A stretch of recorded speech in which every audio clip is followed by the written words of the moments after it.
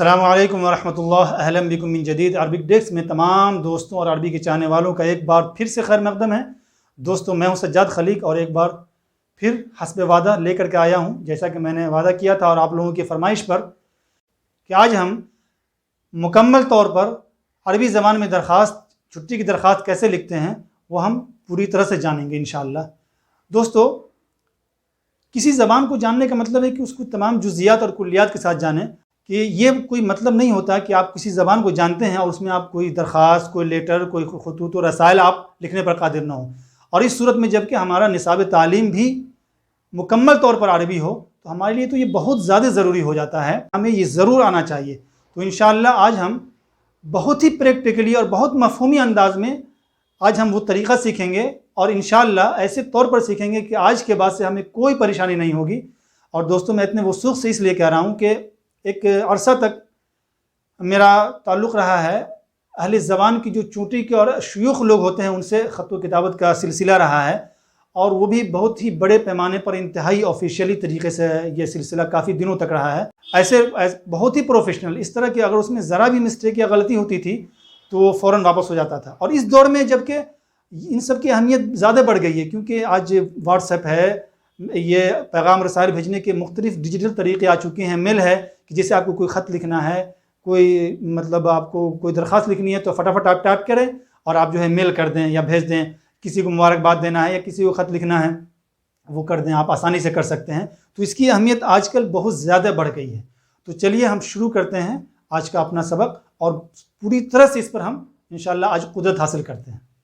लेकिन इससे पहले नए आने वाले अहबाब से गुजारिश है कि अरबिक डेस्क को सब्सक्राइब करके बेल आइकन को ज़रूर दबा दें ताकि बर वक्त आपको नई वीडियो की इत्तला मिल सके। तो दोस्तों, बुनियादी तौर पर मैंने यहाँ एक छुट्टी की दरख्वास्त लिख दी है। अब हम क्या करेंगे कि इसके अलग अलग शिक को हम समझेंगे और इसके अज़ाए तरकीबी और इसके अनासर तरकीबी को हम समझ लेंगे वो इस तरीके से कि अगर छुट्टी की दरख्वास्त चाहे वो जिस तरीके की भी अगर हम लिखना चाहें कहीं भी कभी भी तो हम आसानी से लिख सकते हैं। तो चलिए हम शुरू करते हैं। देखिए दोस्तों, यहाँ लिखा हुआ है सआदतु मुदीर। आप जानते हैं कि अहद बनु अब्बास में अलक़ाबात व ख़िताबात को बहुत अहमियत दी गई और ये फ़न बहुत परवान चढ़ा और ये अरबी अदब का एक बेशबहा ज़ख़ीरा बन गया। तब से लेकर अब तक ये अलक़ाबात व ख़िताबात बहुत अहमियत रखते हैं और इसका इस्तेमाल अरबी में ये बहुत हसास माना जाता है, यानी जो जिस मनसब का हो और जिस ओहदे का हो उस हिसाब से इसको इस्तेमाल किया जाता है। ठीक है, तो मैंने यहाँ लिखा सआदतु मुदीर। अच्छा, ये तो समझ लिया आपने। दूसरी बात ये समझिए कि जब हम छुट्टी की दरख्वास्त कहीं लिखते हैं किसी इदारे में या किसी ऑफिस में या किसी मदरसे वगैरह में तो वहाँ आमतौर पर दो मनसब होते हैं। या तो किसी ऑफिस वगैरह में है तो कोई डायरेक्टर होता है या किसी इदारे में, या मदरसे वगैरह में होते हैं तो कोई मोहतमीम होते हैं। ठीक है, तो दोनों के लिए मुदीर का लफ्ज़ इस्तेमाल होता है और इसके लिए जो अलक़ाब व ख़िताब जो हम इस्तेमाल करते हैं वो सआदा इस्तेमाल होता है। ठीक है, तो देखिए सआदा एक और यहाँ पर इस्तेमाल कर सकते हैं और वो क्या है, वो इस्तेमाल कर सकते हैं हज़रा अस्सय्यिद। ठीक है, हज़रत अस्सय्यिद ये भी इस्तेमाल कर सकते हैं। ये दो इस्तेमाल होता है। ठीक है ना, ज़्यादा हम नहीं बताएंगे, ये दो इस्तेमाल होते हैं। उसके बाद मुदीर शरीकती गूगल, यहाँ मैंने लिख दिया एक कंपनी का नाम, ऐसे ही आप जो चाहें लिख दें। ठीक है, तो यहाँ इसकी जगह आप इसको इस्तेमाल कर सकते हैं। और मुदीर ये हमने बता दिया। कभी कभी ऐसा होता है कि जिसको आप छुट्टी की दरख्वास्त दे रहे हैं वो क्या होता है, जनरल सेक्रेटरी होता है। तो उसके लिए हम क्या लिखेंगे, यहाँ पर हम लिखेंगे उसके लिए हज़रत सय्यद अल अमीन अल आम, हम लिखेंगे हज़रत सय्यद या सआदतुल अमीन अल आम। जब अल अमीन अल आम हो गया या अल मुदीर हो गया तो फिर यहाँ पर क्या करेंगे, हम एक चीज़ का और इजाफा कर देंगे कि जैसे अभी सआदतुल मुदीर शरीकती है तो इसमें शरीका में कुछ नहीं लगाया, लेकिन जब अल अमीन अल आम या अल मुदीर आ जाएगा तो यहाँ पर हम लगा देंगे ला ली शरीकती। ठीक है, अगर इदारा है तो हम लगा देंगे, या ये कोई यूनिवर्सिटी है या कोई इदारा है, ली जामिया, उसके बाद आगे इसका नाम लिख देंगे। या फिर होगा ली मदरसा, तो आगे इसका नाम लिख देंगे। उसके बाद हमने क्या लिखा, अल मोहतरम। इस ये निशान देकर के हमने अल मोहतरम लिखा, क्यों, इसलिए कि मुदीर के बाद ये इतना लंबा ये गैप हो गया। तो हमने क्या किया, सआदतु मुदीर शरीक, अगर यहाँ सआदतु मुदीर होता तो हम करते थे अल मोहतरम कर देते, लेकिन शरीकती गूगल हो गया, इसलिए अरबी का ये उसलूब है कि यहाँ पर हमने ये निशान दे करके हमने अल मोहतरम लिख दिया। लेकिन जिसको आप दरख्वास्त दे रहे हैं वो मान लीजिए वो मुसलमान हैं या कोई जिसको कोई मुसलमान है, तो आप उसकी जगह आगे अल मोहतरम के बाद आप ये भी बढ़ा सकते हैं हाफिज़हुल्लाह, हाफिज़हुल्लाह, ये देखिए ये आप बढ़ा सकते हैं। ठीक है, ये आपने समझ लिया, उसमें कोई आपको ये नहीं होना चाहिए। सादा और हजरा दोनों इस्तेमाल कर सकते हैं। अगर डायरेक्टर हो या मोहतमीम हो तो दोनों के लिए मुदीर इस्तेमाल होगा। अगर कोई जनरल सेक्रेटरी है यानी किसी मदरसे में या किसी ऑफिस या इदारे में, तो वहाँ पर अल अमीन और आम इस्तेमाल करेंगे। और जब हम दोनों में यानी अल मुदीर में या अल अमीन आम में अलिफ लाम लग गया, तो फिर हम यहाँ पर ली शरीकती या ली जामियाती या ली मुदरसती नाम लिख करके आगे करेंगे। अगर कोई गैर मुस्लिम भी है तो यहाँ पर अल मोहतरम लिखेंगे, क्योंकि ये सामने वालों के मनसब को और उसके हैसियत को अंदाज़ा रखते हुए हम उसको अहमियत दे रहे हैं। और अगर कोई मुसलमान है तो यहाँ पर आप हाफिज़हुल्लाह का इजाफा कर सकते हैं। ये एकदम क्लियर, इसमें कोई शक नहीं। आगे चलिए, तहिया तय्यबा व बाद, अस्सलाम वालेकुम नहीं लिखते हैं, लेकिन और तहिया तय्यबा लिखते हैं किसी के लिए भी, चाहे वो किसी को आप दरख्वास्त दे रहे हैं तो उसके तहिया तय्यबा व बाद, उसके बाद ये दो निशान। ठीक है, ये हो गया। उसके बाद जो दूसरा सबसे अहम पॉइंट है दरख्वास्त लिखने में या लेटर या तलब लिखने में, वो ये होता है कि मौजू देते हैं। ठीक है, अब यहाँ पर आपके लिए गुंजाइश है कि या तो अल मौजू कर दें, है नहीं, या फिर सिर्फ ये है कि सिर्फ मीम दे दें, उसके बाद ये दो निशान दे दें। यहाँ पर आप जो दरख्वास्त दे रहे हैं ना उसकी नौयत बतानी होती है ताकि पहले ही इसमें पता चल जाए। ठीक है ना, तो ऐसे ही होता है, आप इसमें कंफ्यूज ना होइएगा कि हम लिखें या नहीं लिखें, लिखना ही है आपको। तलब इजाज़ा सनविया। अब दोस्तों क्या होता है कि जब हम कहीं अब छुट्टी की दरख्वास्त लिखते हैं तो उसकी नौयत दो होती है। या तो आप जो है आपकी जो छुट्टी मंजूर है मतलब इदारे में या ऑफिस में सालाना छुट्टी, वो आप लेना चाहते हैं। ठीक है, या दूसरी सूरत ये होती है कि आप इमरजेंसी में कुछ छुट्टी लेना चाहते हैं, जैसे किसी की शादी है, कोई बीमार है नहीं, वगैरह वगैरह जो भी है। तो दो कंडीशन होती है। तो जब तलब इजाज़ा सनविया होगा, तो जब मतलब आप सालाना छुट्टी लेना चाह रहे हैं तो हम लिखेंगे यहाँ पर उसकी गर्ज लिखेंगे तलब यानी दरख्वास्त इजाज़ा सनविया, सालाना छुट्टी, ताकि वो सामने वाला समझ जाए, उसके बाद आगे के मजमून पढ़े वो। ठीक है ना, तो यहाँ पर या तो मीम लिख दें या अल मौजू लिख दें या मौजू लिख दें, है ना, यानी बताना पड़ता है, इसकी गर्ज गायत को बताना पड़ता है। तलब इजाज़ा सनविया, फ़िलहाल इसको हम यही रहने देते हैं, क्योंकि नीचे का जो मैंने ये लिखा है ना, मजमून लिखा है, ये इजाज़ा सनविया के हिसाब से है। जब हम ये समझ लेंगे उसके बाद हम बताएंगे कि इजाज़ा तारिया यानी इमरजेंसी छुट्टी जब होगी तो उस सूरत में हम क्या करेंगे। तो अभी आप इसको इजाज़ा सनविया को रहने दें। ठीक है, आगे देख लेते हैं क्या लिखा है। मैंने लिखा अतक़द्दमु इला सआदतिकुम बितलबी हाज़ा, जनाब वाला की खिदमत में मैं अपनी एक दरख्वास्त पेश करता हूँ। राजियन, पुरुम्मीद हैं, अत्तकर्रुम बिलमुवाफ़क़ति अला मनहि इजाज़ा सनविया, कि जनाब वाला बिलमुवाफ़क़ा मंजूर फरमाएंगे, बिलमुवाफ़क़ा अला मनहि इजाज़ा सनविया, मुवाफ़क़त करेंगे अला मनहि किस बात पर, मनहि यानी रुख्सत देंगे, इजाज़ा सनविया सालाना छुट्टी की, तो कि जनाब वाला मंजूर फरमाएंगे सालाना छुट्टी को। कि अच्छा ये तो हो गया। उसके बाद आता है कि उसका दूसरा जो इसका मतलब मजमून होता है, मजमून का दूसरा हिस्सा, उसमें हम ये लिखते हैं कि छुट्टी कितने दिन की चाहिए, तो उसकी क्या नौयत होती है और उसको हम कैसे लिखते हैं। तो हम लिखते हैं लिमुद्दती 40 यौमन। देखिए लिमुद्दती, उसको हमने क्या लिखा, आदाद में लिखा है नहीं, और यहाँ पर हमने इसको ब्रैकेट में ये घेर दिया, देखिए दोनों ब्रैकेट में घेर दिया, उस पर यहाँ लिख दिया यौमन। मैंने एग्जाम्पल के तौर पर लिखा है, आप 45 45 दिन की चाहिए, या लिमुद्दती शहरिन 1 महीना के लिए चाहिए, है नहीं, तो यहाँ पर ऐसे लिखना है, 1 महीना के लिए चाहिए तो लिमुद्दती शहरिन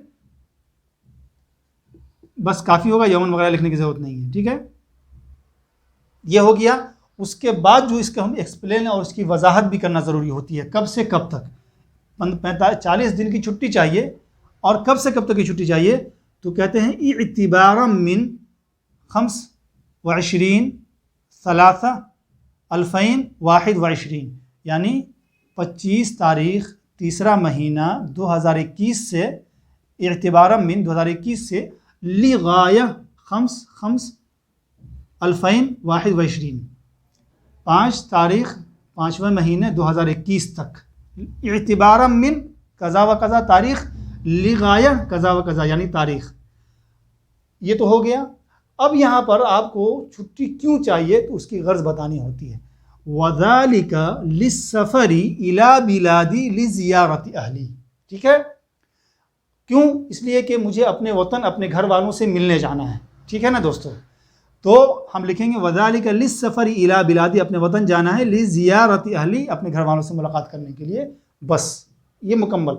अरबी ज़बान में जितने कम अल्फाज इस्तेमाल किए जाएँ और जितने ज़्यादा माने अदा किए जाएँ उतने ही अच्छा और बेहतर समझा जाता है। तवील, तवालत से परहेज़ किया जाता है। ये अब हमारी दरख्वास्त हो गई मुकम्मल। अब उर्दू में जो हम कहते हैं कि हमारी दरख्वास्त को कबूल फरमा कर शुक्रिया का मौका दें या नवाजिश होगी वगैरह वगैरह, उसके लिए अरबी में इस्तेमाल करते हैं सब ये इस तरह से, जैसे मैंने लिखा है वैसे ही, व तफ़द्दलू बिक़बूल वाफ़िरिल इहतराम व तक़दीर, के जनाब वाला, व तफ़द्दलू बिक़बूल, कबूल फरमा लें, वाफ़िरिल इहतराम व तक़दीर, ये उनको इज़्ज़त और अहमियत दे रहे हैं। ठीक है ना, व तफ़द्दलू बिक़बूल वाफ़िरिल इहतराम व तक़दीर, या व तफ़द्दलू बिक़बूल फ़ाइक़िल इहतराम व तक़दीर। ठीक है, आज इतना ही याद रखें, फिर दूसरी दरख्वास्तें या दूसरी जो मतलब लेटर आएंगे उसमें मज़ीद बताता रहूँगा मैं। ये हो गया हमारी दरख्वास्त मुकम्मल। उसके बाद लिखना है अल मुक़द्दिम, दरख्वास्त पेश करने वाला कौन है, तो यहाँ लिखना, मैंने एक फ़र्ज़ी नाम लिख दिया अब्दुर्रहमान। अगर किसी इदारे में या किसी ऑफिस में है या किसी कंपनी में है तो आपको एम्प्लॉय नंबर होता है। ठीक है ना, तो वहाँ पर लिखना है अल मुवद्दिफ़ रकम कज़ा व कज़ा, कि इतने नंबर का ये एम्प्लॉय है, इतने नंबर का ये मुलाजिम है। लेकिन अगर आप किसी इदारे में है या किसी मदरसे में या किसी इसमें यूनिवर्सिटी में है तो आपको लिखना है यहाँ पर, इसको यहाँ ख़त्म कर देंगे और उसके बाद यहाँ लिखेंगे खादिमुत तदरीस, उसके बाद उसके बाद फिल जामिया या फिल मदरसा। ठीक है, अगर आप कोई तालिब इल्म है तो आप लिख देंगे यहाँ पर इसकी जगह अल मुतदर्रिस या अल मुतअल्लिम। ठीक है ना, अल मुतअल्लिम, उसके बाद फिस्सफ़ फॉर एग्ज़ाम्पल फिस्सफ़ सालिस, यानी अगर आप वहाँ के तालिब इल्म हैं तो आप लिखेंगे अल मुतअल्लिम तीसरे दर्जे के या चौथे दर्जे के या फिस्सफ़ सालिस अल अरबी, है नहीं, अरबी के तालिब इल्म है या जिस ज़बान के भी तालिब इल्म है वहाँ पर लिखेंगे फिस्सफ़ सालिस अल अरबी, मैंने मिसाल के तौर पर लिख दिया। ठीक है, और खादिम तदरीस हैं तो फिल जामिया इतना लिख देना काफ़ी है आपके लिए। ठीक है, उसके बाद सबसे आखिर में हम लिखेंगे तारीख़। ये देखिए तारीख़ में लिखा, हालांकि तारीख़ लिखने का एक तरीका ये भी है कि आप जो है तारीख़ यहाँ शुरू में दे दें, लेकिन जब आप मेल वेल करते हैं ना, यहाँ तो ऑफिशियली जब कोई करते हैं तो यहाँ देते हैं तारीख़, वरना जब कहीं दरख्वास्त वगैरह लिखना हो तो आमतौर पर यहाँ तारीख़ दिया जाता है। ये पूरा कॉन्सेप्ट था किसका, दरख्वास्त लिखने का। और मैंने कोशिश की कि आप एक एक चीज़ को समझ जाएँ ताकि आप आसानी से इस्तेमाल कर सकें, और ये सारी चीज़ मैंने समझा दी। अच्छा, ये तो था इजाज़त सनविया का। इसमें एक चीज़ और हम इजाफ़ा करते हैं, यानी हमको छुट्टी की दरख्वास्त से मुतालिक पूरा यानी क्लियर होना है ना, तो मैं ये चाहता हूँ कि अब जो है ना इमरजेंसी छुट्टी लिखें हम, तो यहाँ पर हम लिख देंगे तारिया। इससे पहले सालाना छुट्टी की दरख्वास्त थी, अब हमने इमरजेंसी छुट्टी की दरख्वास्त लिखी है, जो आमतौर पर होता है, यानी कि कोई कहीं शादी में जाना है, कहीं सफ़र करना है, किसी गर्ज से जाना है, कोई बीमार है, कुछ भी है, तो उसके लिए, यानी सब के लिए अल मौजू या मीम तलब इजाज़ा तारिया, इमरजेंसी छुट्टी है नहीं, तो समझ जाएगा सामने वाला।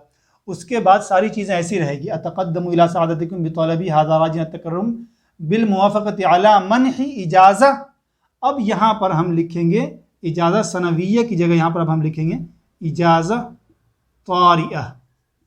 देखिए यहाँ पर अब हम लिखेंगे इजाज़त सनविया की जगह इजाज़त तारिया, है नहीं।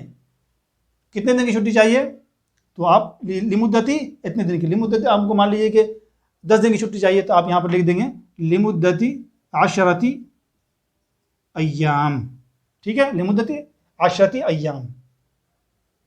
ये देखिए सब कुछ वैसे ही है।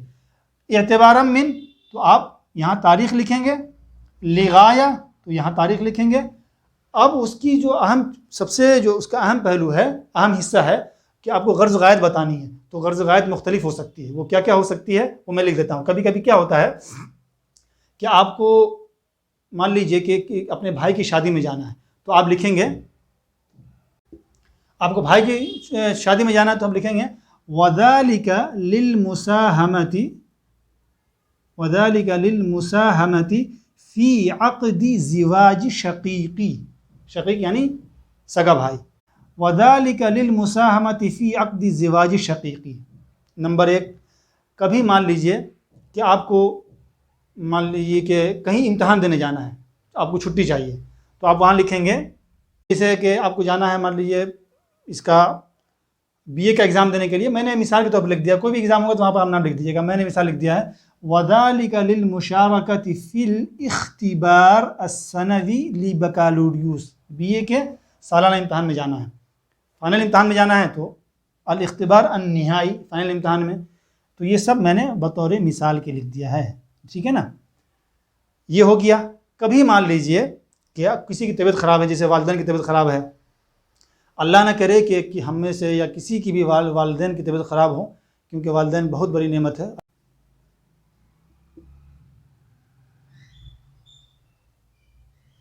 तो जैसे मान लीजिए कि वालिद बीमार हो गए हैं तो जाना है, तो उसमें क्या लिखेंगे वज़ालिका लिइयादति वालिदी अलमरीज़।